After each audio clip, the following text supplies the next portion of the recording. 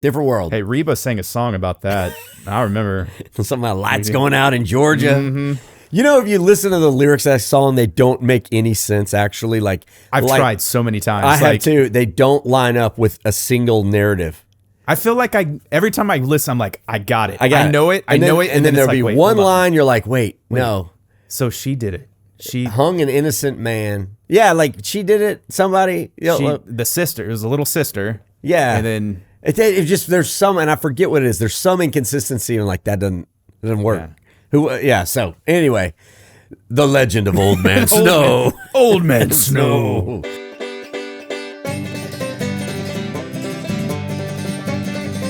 Well, y'all, it is November. 2025 is disappearing quick, but you're listening to the Daytripper podcast. We're going to make at least the next hour of this thing good for you. It's going to be the best hour At least an hour. At least an hour. Should we go 2 or 3? I mean, should we go you know what's funny is people always say, y'all need to go longer. I know. We got things to do, man. I know. A 3-hour podcast talking about... What is this, Joe Cats Rogan? and barbecue? I know. Anyway, thanks for tuning in. Daniel Meese's over here on the Buffalo couch. Alex Fort's over here on the Mixmaster table. And y'all are listening wherever you are. So subscribe, do all the things. Thank y'all for tuning in. But also thank y'all for making the October episodes a hit. We got lots of good feedback. Tons. So we make this podcast, and I don't know, maybe there's podcast listeners who have no idea we make a TV show. I doubt it. But I've met people that see the reels from our podcast, don't know we have a podcast, let alone a TV show. Yeah, so you're absolutely right. You're absolutely right. More and more people are coming up to me in public mode like, YouTube, I love your channel. I love your channel. Or worse, hey, car guy, truck dude, you know, they don't remember Don Hewlett. They just know me from the truck commercials. Yeah. Which, whatever. And so general consensus though, as we've aired the episodes, Albany seems to be the big hit. I've heard from online, I've heard Albany. I've heard from family and friends, Florence. You think that's because of their? Do you think that's because of their proximity? They can go to Florence I think easier? It's because Florence was packed with some amazing things. Yeah. That one. Now Albany was awesome too, though. It's hard to. These are little babies. Albany is way right? Texas. Florence was very, very diverse. Archaeology, handguns, rockets. You know, I mean, that's pretty crazy. awesome. That's pretty crazy. That's what we love about the Daytripper. Albany is very Texan. Soda shop, the Fandangle. A historic Ford, classic cars. It just felt very that had its lane. You know, Florence was kind of bing, bing, bing. It's all over the place. So I guess it's whatever people like. But one of the fun things is we make these. We pour our blood, sweat, and tears literally into them. And then, you have no clue how they're going to hit. Mm-hmm. And then the episodes you think are going to come out one way come out a bit of a different way. This is a banger of an episode. But then as you're in the edit, you're like, oh, it's not as strong as I thought. Yeah. I don't know. And it's not a direct reflection on the town. Sometimes it's what we got when we were there. Yeah. Because everybody's like, I can't believe you didn't go to this place. It's like, well, that place was closed that day, or that place, wasn't serving the thing that you're talking about, and so then it was compared to another place that serves the same thing. Absolutely. There's so many different reasons, all these variables, and people don't typically think about that. No, not at all. If we wanted to make the perfect episode about each town, we would need more time. We'd have to go back multiple different times a year to get the seasonal vegetables at that one country kitchen or whatever. Yeah. And so, we sort of we schedule it regardless of what's happening in the town. Well, that's not totally true. Fandangle, we've been waiting to go to the town of Albany for years because it just never worked out with the Fandangle. Right. And we had to shift into a weekend shoot just by a day, which we typically don't do because we've got families. But it's fun as you're molding these things into episodes to see how they actually come out. Mm-hmm. And some places I'm like this season, I guess we can go to Rusk. It's going to not I liked Rusk. I know. And the episode came out great. That one might be, I think that's my favorite of the fall episodes. I think so. If you going in beforehand, I would have gone North San Antonio. That one will be a banger because it's got big stuff, the zoo and the Pearl and all this exciting Madrid stuff. And I think that's my least favorite of the 5. Not because it's a bad episode. It's just sort of maybe I've done those things too much. And I think that is something that we have to try to put aside because we're making this for the viewers more than ourselves, right? Yeah. Very true. And so we get to experience a lot of the same things. Yeah. Depending on where you go. If you go to a big city here or a big city there, sometimes it has the same feel. Sure. But you can go to a little small town someplace and it might feel very different in this part of Texas and this part of Texas. Right. It just kind of depends, but I will say we always have fun. Everywhere we do always have fun. You know? And that's a very common question. You guys have as much fun as it looks like. Yeah, we do. Yeah, we do. Yeah, we do. It's the editing part that stinks. It's like our field trip. Like we're always sitting, 95% of the time we're at a computer, and then that 5% is our field trip where we get to go out and actually record something. I know. So no, we do have a good time. Anyway, thank you guys for tuning in. The fall October episodes were a big hit. They seem to resonate with y'all. So I'm actually curious which ones y'all liked best. So leave a comment on this podcast. Tell us. Yeah. Not that, it could kind of lead us. Like, I think the general consensus is small towns. There's more small towns than big cities. The big city ones do a little better on YouTube because I think it's just the algorithm, more people, it picks them up. But sure. I think in terms of actual people, the small town ones resonate with people more. So, well, I'd love to hear what y'all think. So leave a comment and as we're going along, or send us an email, podcast@thedaytripper.com. All right, so we got a sponsor of this podcast. That is Don Hewlett Chevrolet Buick. I know y'all like history, so let me fill y'all in a little bit on the history of Don Hewlett because they've been like a cornerstone of the Georgetown community. So Don Hewlett, the senior, who passed away this past year, started his automotive career in 1959. That was a while back. Yeah, by 1971, he was a part owner in the dealership just off the Georgetown Square called Compton Motors. Before my time. This is way before my time.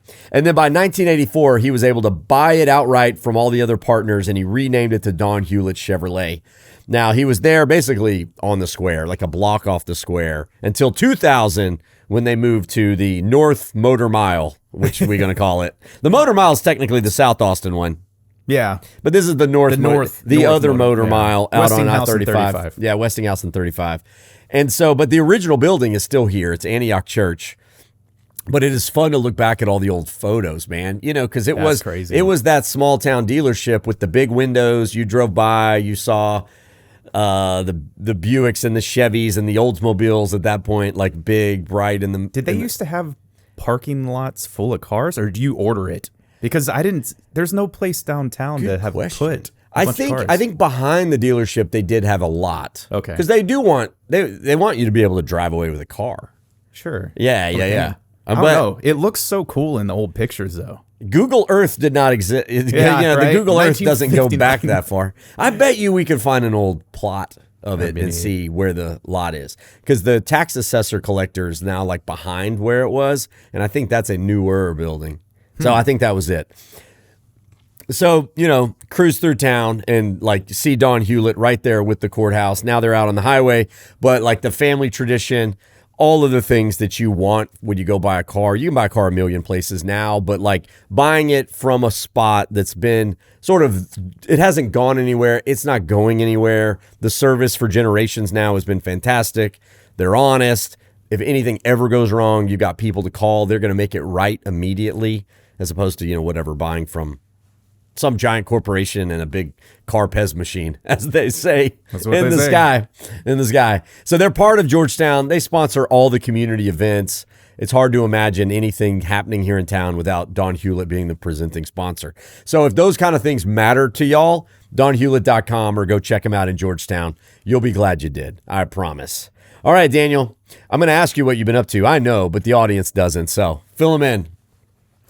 What do you think I've been up to? Well, editing, but not the Daytripper. At least not the last couple weeks. True. I was actually going to say, like last night, I just got to go to the Grace and Glory tour with Crowder. And Passion. I wanted to go to that. Carrie Job Carnes. Carrie Carnes. Carrie Carnes. And Cody Carnes. It was cool. That was the first time I've heard Crowder in person since. I never heard him in person, but back when it was Dave Crowder Band. Yeah. So I haven't really listened to a lot of his newer stuff. And He still has the same voice. Yeah, he's pretty heavy. We were just saying he did that song a long time ago. You make everything glorious. Like he has that little vibrato. Crowder. Glorious. Yeah. So he still has that same kind of sound, but now he's got like a swamp Cajun. He totally rock. Does. That's a good description. He even said, "Let's get swampy." At one point, and I was like, "That's actually a good word," because I mean they got the banjo going, and but then they've had some heavy electric guitar. Yeah. Bass was like crazy bass. Oh, that's fun. It was crazy because like Jordan and I both wanted to be there, especially for Passion. Love listening to their stuff, and it was cool because I wasn't as familiar with Crowder's new stuff, but man, he brought that place So the Passion worship band was there too? Yes. Was Lou Giglio there? Yeah.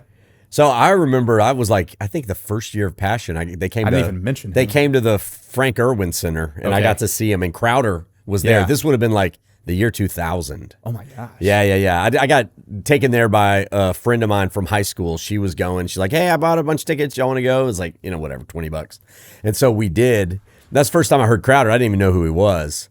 Has he changed much from then to now, you think? I mean, I think he's gotten more raucous. He was kind of in that 90s alternative rock lane, and now he is like swamp rock. Yeah. And also, I mean, they had a guy that was doing these rap breakdowns and like crazy music videos, lights. It was just like all the things. He's fun, man. It was a lot of fun. So I'm jealous. I had to work an event last night. Yeah. Because I saw that on the calendar. I would have gone, but for the fact I had to work an event. So, but Crowder was doing the praise and worship at University Baptist when I was in Baylor. Yeah. So we would go, and it was kind of a... Well, that's where Passion started.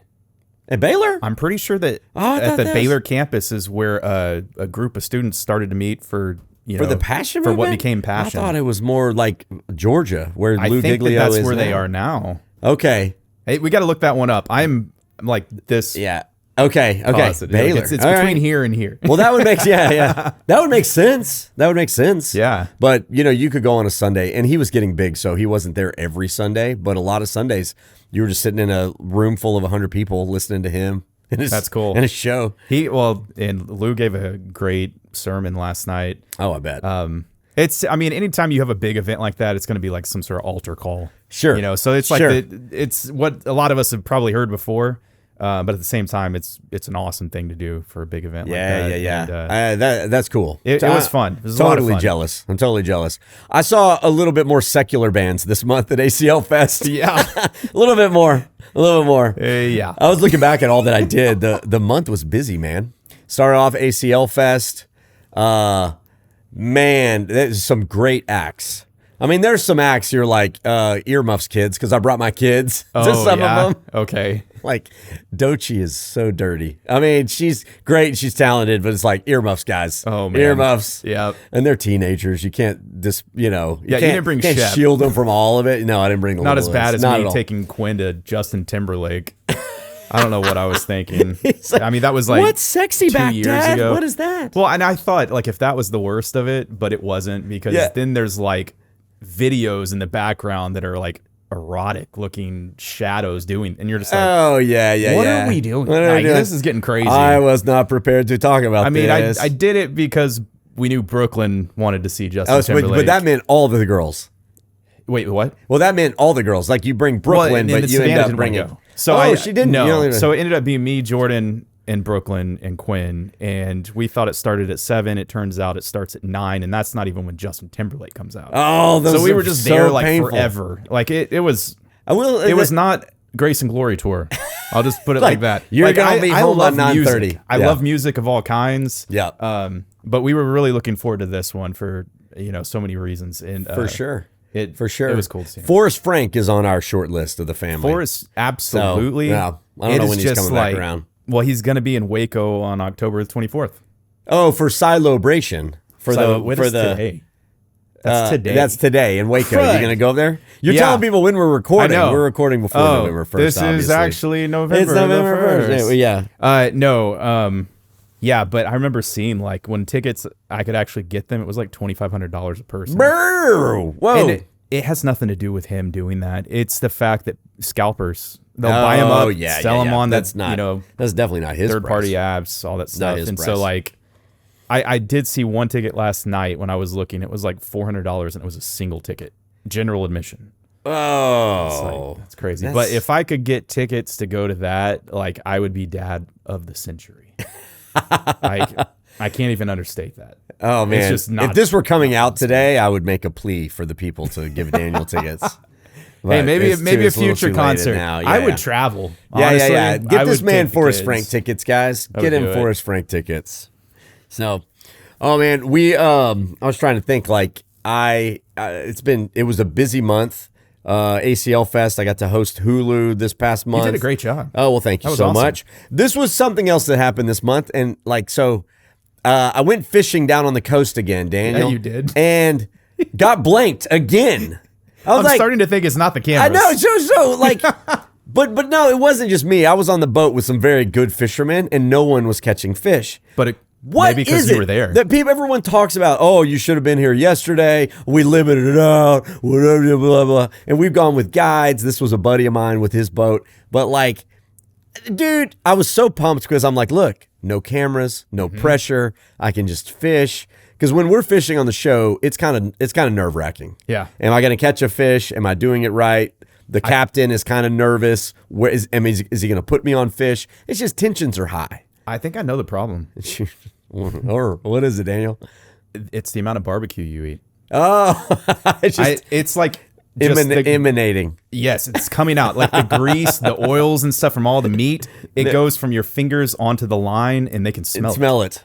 That's what it is. You eat more barbecue than anyone in Texas. Scientifically, that's probably true on the barbecue and the fish and the amount of barbecue. Yeah, okay. All right, fair. Just it's saying. A theory. It's as good as any of the other theories. That's my theory. But I'm always with dudes who are so apologetic. I don't know why we're not catching. Man, we're and this is like, been here yesterday. I know, this is the perfect time of year to catch them. There was a front. Oh, there's a cold front. I don't know, the wind, the whatever. It's like, dude, I'm cursed. I'm gonna keep going back because it's fun. And like, it's awesome just to sit out there and cast a line and kind of. That's what some people only like catching the fish. I like the sitting doing nothing. Yes, agreed. And also, it's the kind of sport where you don't have to be that quiet.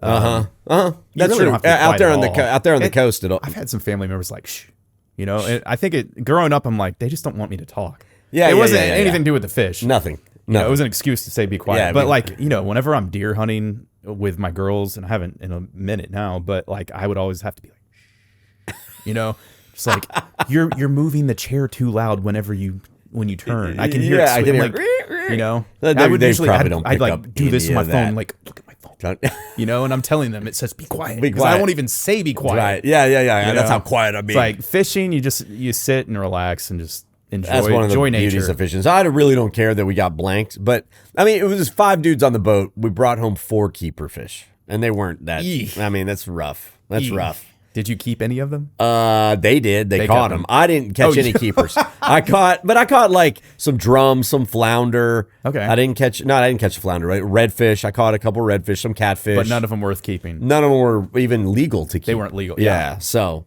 sure. Brr. All right, let's jump ahead. All right, meanwhile in Texas. While you've been listening to this podcast, lots of stuff's been going on in the Lone Star State. This is Meanwhile in Texas. Let me start here. Yeah, so, you start. Ignorance is bliss, man. I'm going to go ahead and say it that way. And sometimes I want to swim at the beach, and I don't want to think about or even know about how many sharks are around me. Oh, my gosh. Right?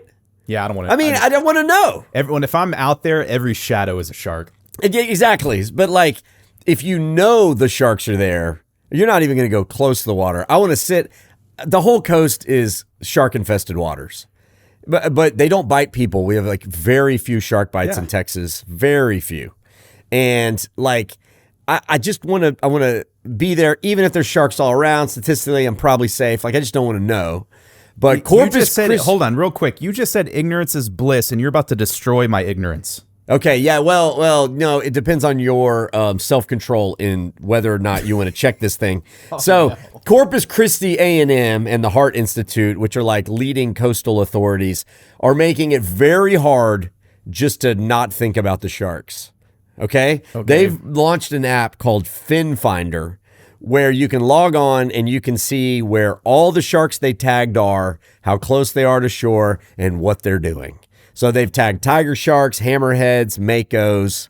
Those are the only ones I could find. And now you can log on, real-time data with how close the sharks are to you. I mean, I guess if I could see it, that doesn't bother me as much. But what bothers me is what percentage of sharks are tagged. Oh, very few. And then they're like, there's more sharks out there than we know. Like, yeah, because you've never been monitoring it. Right. Right? And that great white came into the Gulf like a couple years ago, and everybody freaked out. But it was only because he was the only one tagged. They've probably been moving in and out of the Gulf. Oh, that one was tagged? Completely. Yeah, that's how they knew it was coming in. What's this doing in the Gulf of Mexico? I was like, it's the ocean. It's all connected. Of course it's in the Gulf of Mexico.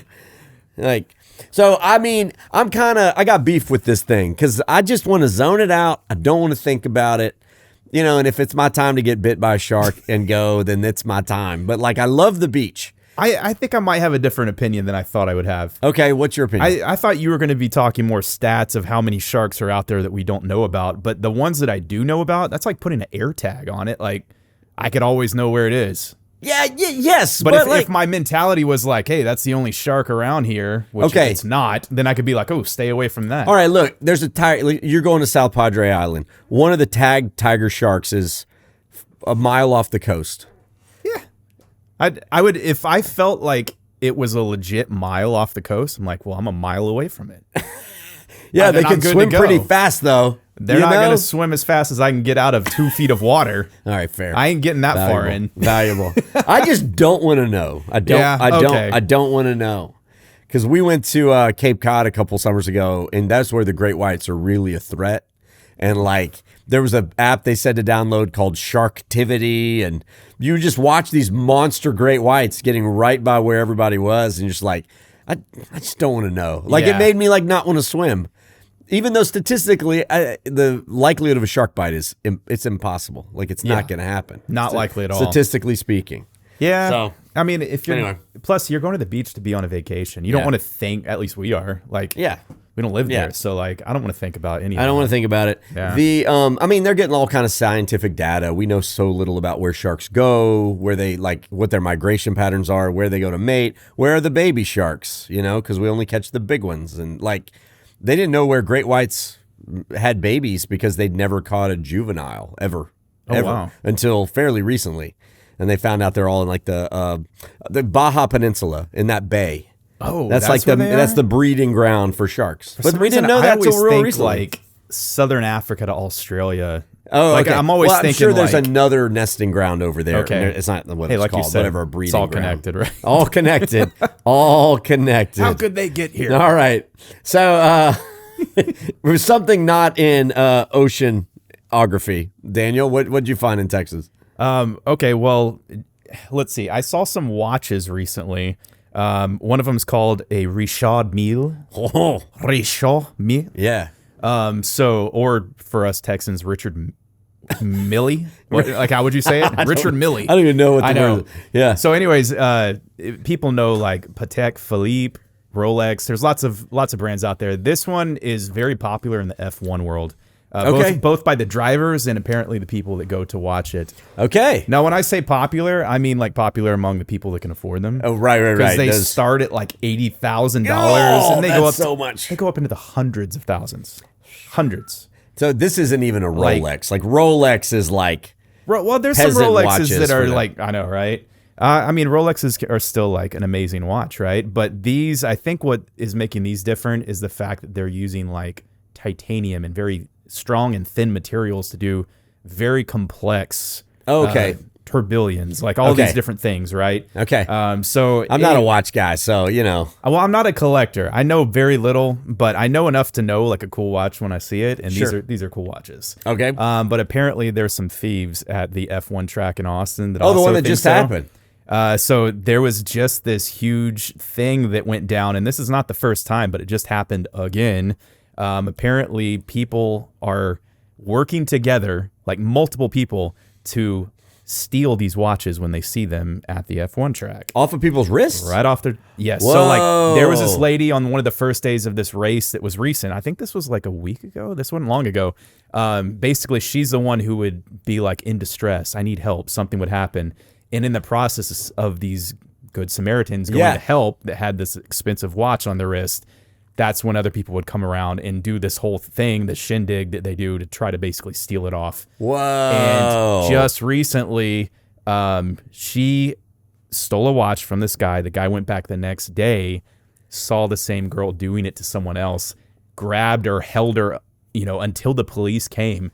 They were able to both catch her, figure out where she was staying, and then catch a lot of the other people. Whoa! So we got just like a big operation. It was like Ocean's 11, but these were not thieves that you want to cheer for. No, okay, yeah, right. Right? I don't know how many were involved, but apparently this has been going on for a while because this traces back into Italy. It's going like, I think an actual F1 racer who had like a multi-million-dollar watch.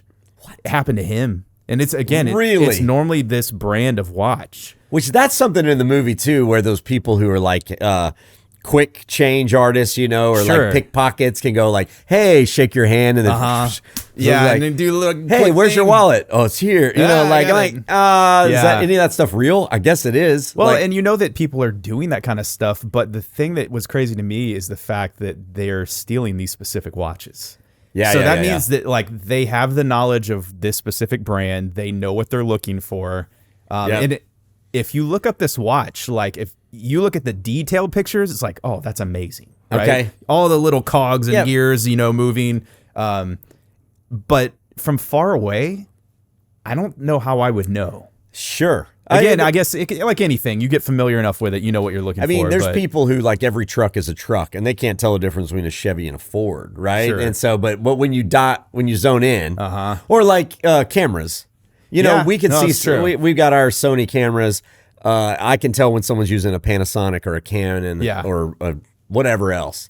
Like you could tell immediately. Hey, Panasonic guy. Other people can't tell the difference at all between cameras. I think I would have to be probably like within 5 or 6 feet of somebody to know what that watch was, though. Oh, I bet. Oh, yeah. So like, because it's small. These people have to be going around just like scoping. Yeah, scoping. And then they have a mark.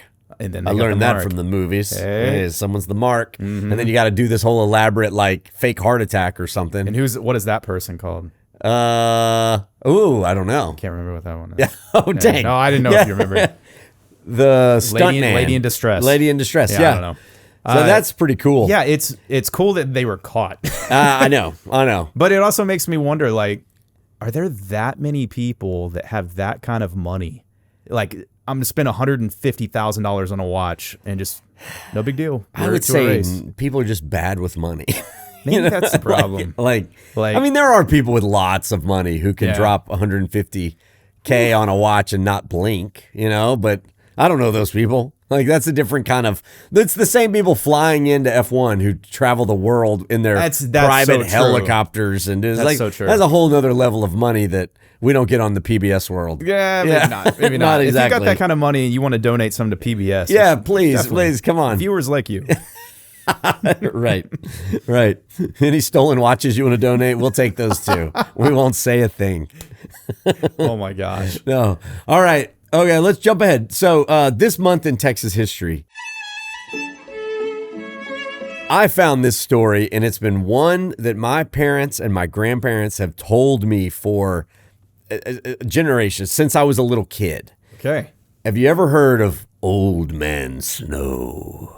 Snow? The butcher of Stephenville. No. No lie. All right, so this year is the 100th anniversary. This month is the 100th anniversary November of Old Man Snow's triple axe murder that happened in Stephenville, Texas. So it started out like this, and this is the way my grandpa used to tell me. There was a group of hunters who were setting traps in the woods, and they were walking through, and they found a cellar of an old abandoned house, and one of the dogs started going crazy. So they thought, maybe there's an animal trap down there. We need to go set a trap. So they get down there. In the basement is a burlap sack. They open it up, roll out a head. What? Of a young kid. Oh, my goodness. Don't know who it is. They bring it to the Stephenville morgue. No one knows who it is, so they put it in the window and have a public contest, not contest really. They have a public bad choice of words. Yeah, I know, right? It's like, you win, ding, ding, ding. No, like they have a public viewing to see if anyone can identify whose head this is. 6,000 to 7,000 people, and this is 100 years ago, walk by that window, look at this severed head, and try to get any kind of clue as to what went down. My great grandma walked by the head. You're kidding. Yeah. Anyway, it sat there for a while, hopefully not too long, because I guess you could embalm it. Wait, it was in the window of what again? The morgue. Okay. The Stephenville morgue. Folks start talking about it. Who is this kid? Young kid. And suddenly someone investigated and says, I think that's Old Man Snow's son. Y'all need to go and question him. So they go up to question Old Man Snow. He lives kind of out in the country. And he's acting real weird to the point where his story's not matching up. He's nervous. And so they arrest him and start to search his house. And they find in the fireplace finger bones, femur bones, different pieces of the bodies of his wife and mother-in-law, who he had killed previous to his son, and had chopped them into little bits and was slowly burning them in the fireplace to get rid of the evidence. What? Dun, dun, dun. Old Man Snow. So he writes a confession. He's arrested. He's ultimately executed for his crimes. But it went down. He was this crazy guy, lived out in the country, and one day he found his cow in the cotton patch, got so mad at his wife, he bludgeoned her. Then his mother-in-law, who was blind and deaf, was sitting in the porch on the rocking chair, walked up behind her with an axe, and of course she didn't know this was about to happen, chopped her in the head with the axe, proceeded to cut up their bodies, then went and found the son who was out of town, shot, killed him, chopped off his head. We don't know what happened to his body, and then threw it in the cellar for everyone to find. And so, and we're celebrating his 100-year anniversary. Have you ever heard that story? No.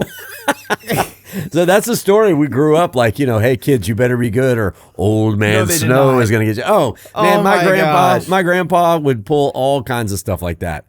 There was an old fireplace beside the Boy Scout hut that's named in his honor, but he would take us to the fireplace, which of course had nothing to do with Old Man Snow, I'm sure. And we would run, this was Old Man Snow's fireplace. Go through it, see if you can find the bones.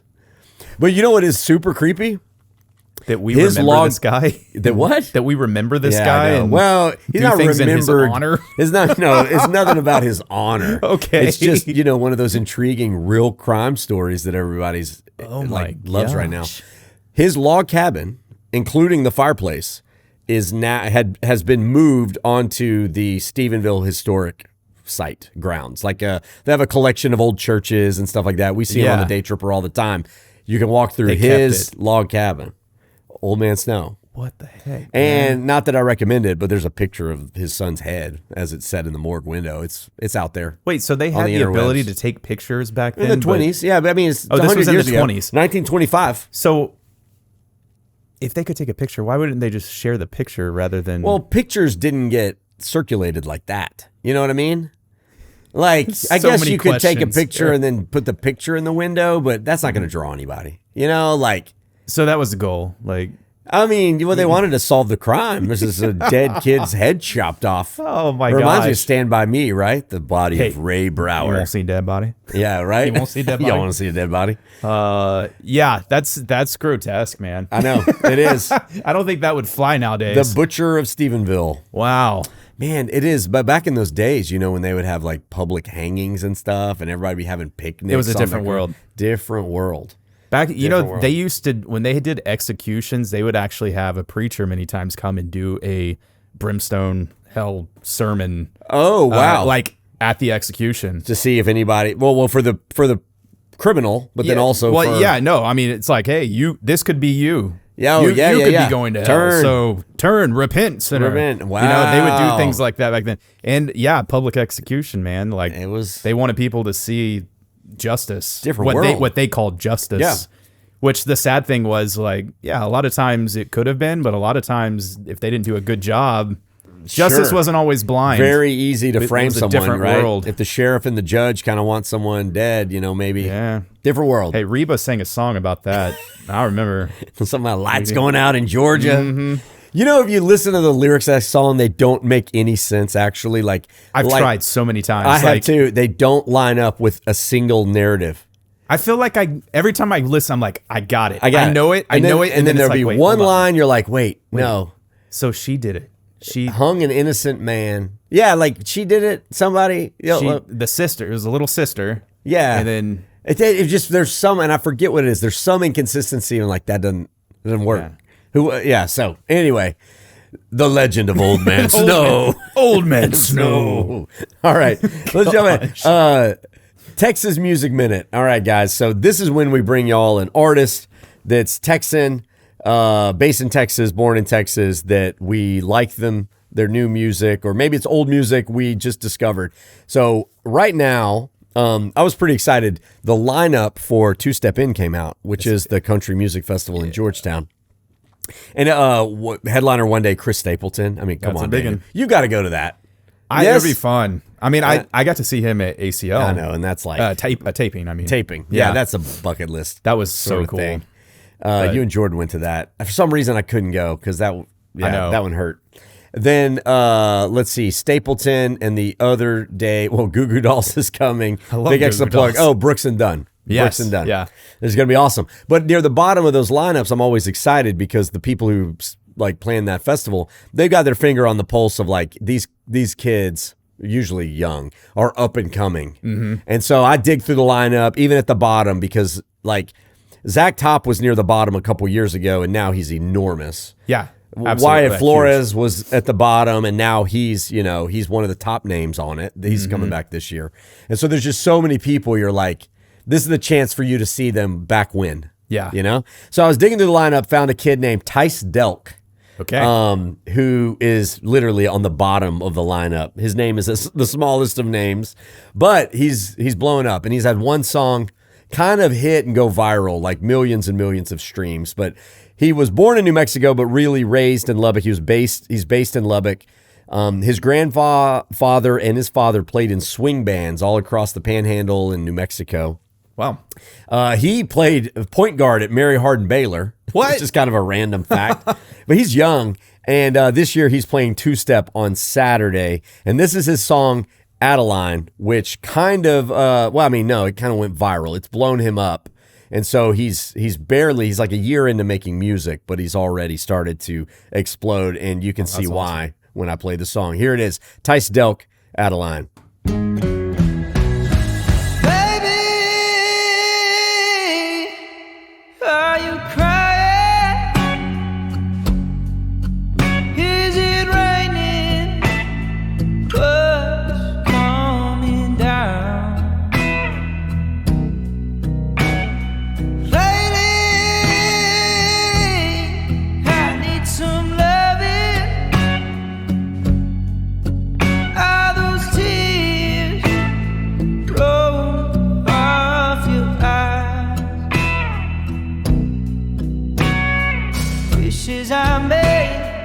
Wishes I might. I ain't got time for half-ass goodbyes. Let's make up, don't break up my heart. Adeline, Adeline, oh Adeline. Let's make up, don't break up my heart. Adeline. He's good. That's like country soul. I know, right? I mean, there's Stapleton vibes all over it. Isn't there? I could hear that. I mean, I could hear, this sounds crazy, but someone like Chris Brown or somebody like, I could hear somebody like, Bruno Mars killed that song, right? Bruno Mars, like that's got some soul to it. So he is, he's got it. Whatever it is, he's got it. We're hoping. I listened to some interviews about him. He's a good kid, very young. He's being called the next big thing. So Two Step In, this might be your year to see him at the bottom of the lineup. You got to get there early though. He's going to have the early spot, and then who knows? A couple years he may have the bigger one. Yep. So it's cool. That's cool. awesome. Tice Delk, ladies and gentlemen. All right, y'all. So now we jump in. Questions from the back seat. Are we there yet? Hey, can you pass me the snacks? When are we gonna stop? I gotta go. So I pulled a couple questions that are kind of fun. First off, the reason I pulled this one, this has come up to me, I want to say 5 times in the last month, and I don't know why. Maybe it's the universe all telling us that we got to go to Comanche, Texas and finally do our episode. And so I read that Chet is from Comanche, was just wondering if he had a review of Cook's Fish Barn. In my opinion, the best fried catfish ever on the planet. Just wondering what Chet's thoughts were. Thanks so much. Okay. All right. Are you familiar? No lie. I only know about it through the 5 people who have come up and go, Cook's Fish Barn? I don't know what, like, literally, this is all the things, like, telling us, like, go to Comanche, finally. Because I was born in Comanche. I lived there through kindergarten, and then I moved to Southeast Texas. Okay. But, like, I never ate at Cook's Fish Barn. Was it there? I don't even know. Sure. Like, how old is it? I don't know. Okay. It's kind of out in the country, close to Lake Proctor, I think.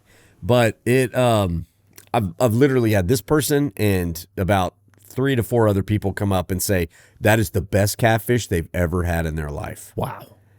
Is that one of the things you mentally index, catfish? I mean, we've talked about this before. I would have said maybe not as much, but man, I've got some catfish places I really like. Yeah, now, right? Yeah, well, and then also we always love going to a Good Luck Grill out in Manor.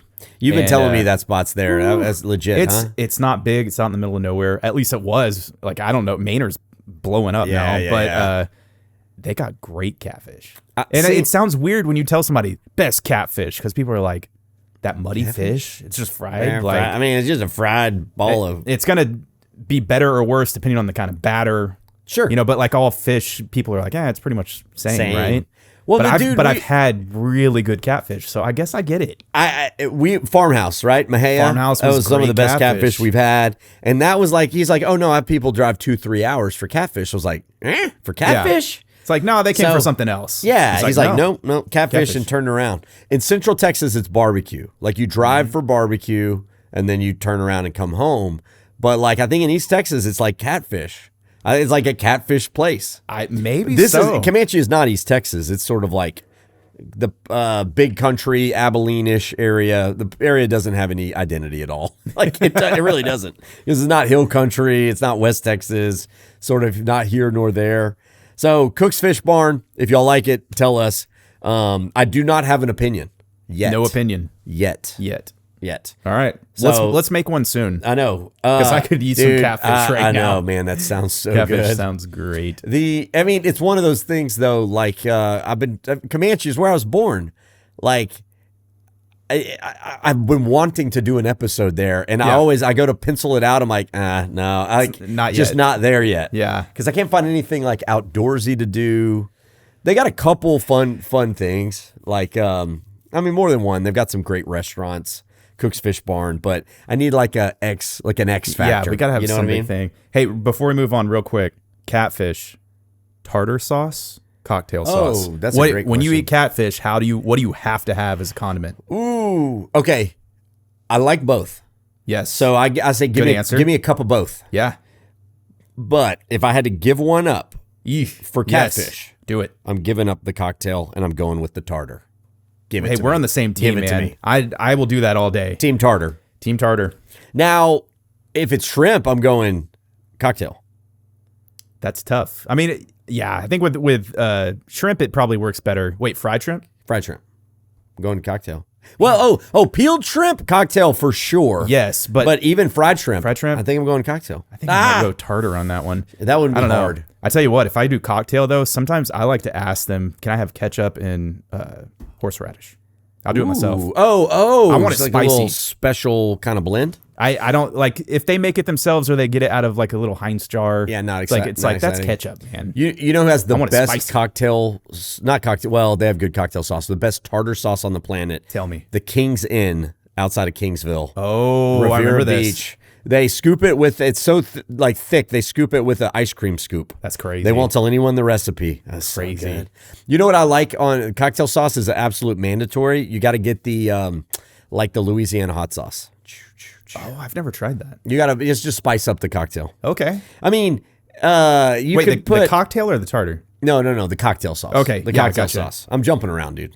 I'm trying to keep up with you. Yeah. Keep up, man. Keep up. No. Because cocktail sauce, as a general rule, is not that spicy. Yeah. You can horseradish it up, but horseradish, I'm not the biggest fan of horseradish. Well, I mean, that's what it is. Ketchup and horseradish. Horseradish, I know. But you need a little, jalapeno in there. Yeah. Louisiana hot sauce is where it's at. That's where it's some at. Jalapeno in there. That sounds good, too. No Texan makes a good Louisiana hot sauce. Because I hate using Louisiana hot sauce, but there's no company. There's one called Texas Pete, not made in Texas. I know that one. Not made in Texas. No, I mean, we could use our own, cocktail, just Tabasco. Yeah, but see, I don't Louisiana. Tabasco's so vinegary. I don't like Tabasco. I'm not a huge vinegar Louisiana hot sauce. You know the one in the bottle that's kind of long and skinny and kind of that's little yellow lid. And what is the other Cholula? Oh, I like Cholula. Yeah, but that's way more Tex-Mex flavored, Mexican flavored. It does. I like Louisiana hot sauce is somewhere between Cholula and Tabasco. You got to go Mikey V's, Texas X's all the way. I do. Just game over I do love some of that, man. But that'll burn your face off if you're not careful with it. Might try that on catfish next time. Oh, dude, you just get a little holster. You travel with your own hot sauce. All right, this comes from Michael Bourne and also Bridget Miller Sparks. Have you ever featured Caddo Lake in Jefferson, Texas? Well, funny you should ask. The short answer is yes, on an episode of the Daytripper back in season 3.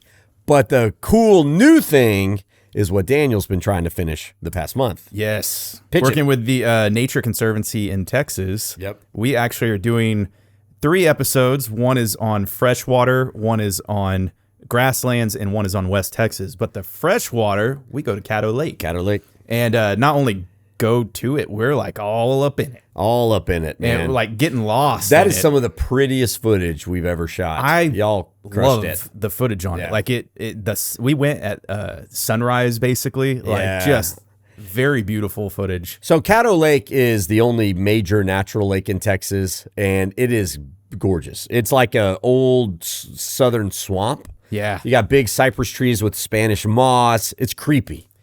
I think the lady that you were interviewing says it best when she says primordial. Primordial, yes. It totally looks like if you just got dropped there and you from a time machine, right? I'd be looking around for dinosaurs. Totally. I could just see a huge neck of a dinosaur coming out.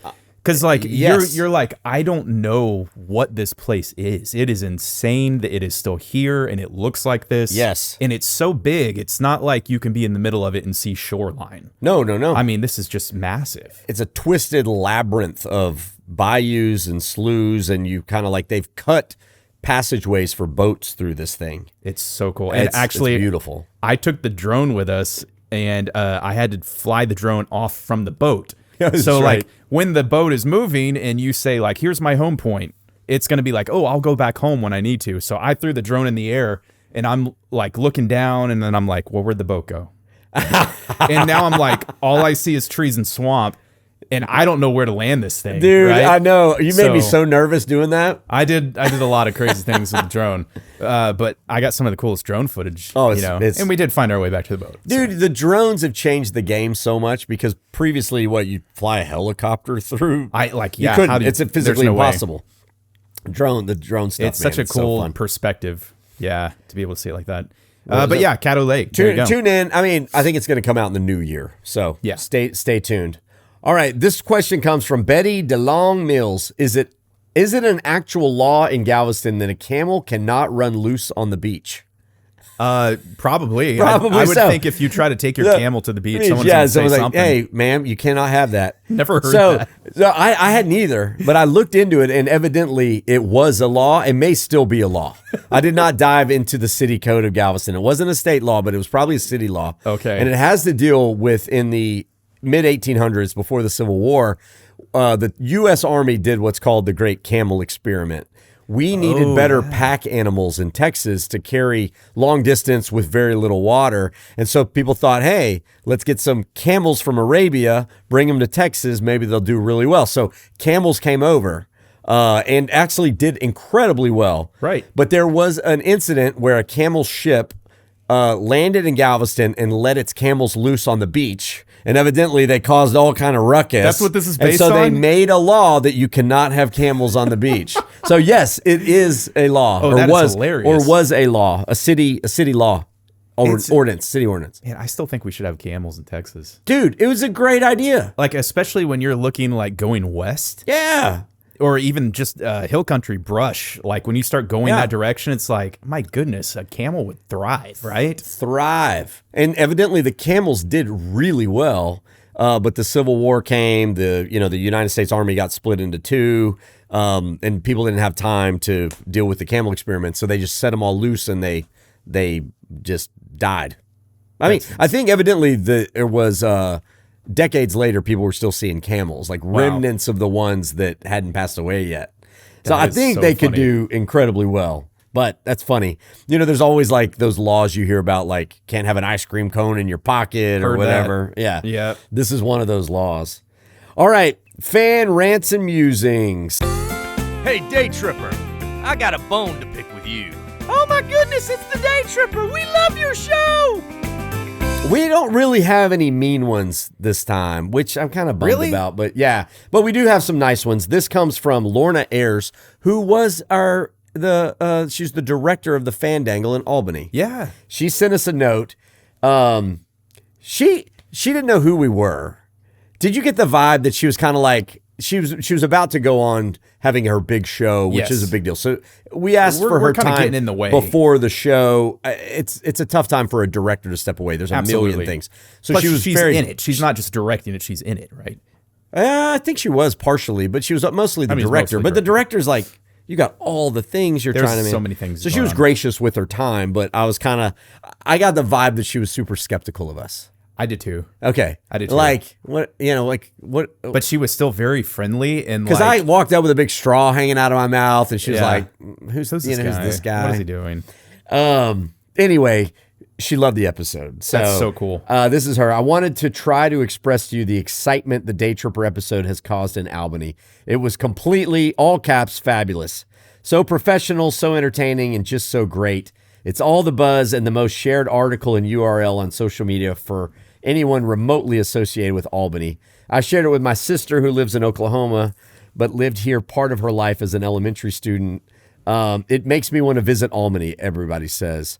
It makes us very proud of our small town. Thank you. Tell Chet and all the crew, thank you for visiting us and making us feel like stars in a desert. Like, that's great. There you go. When you make these episodes, you always wonder, like, how's this town going to react? Sure.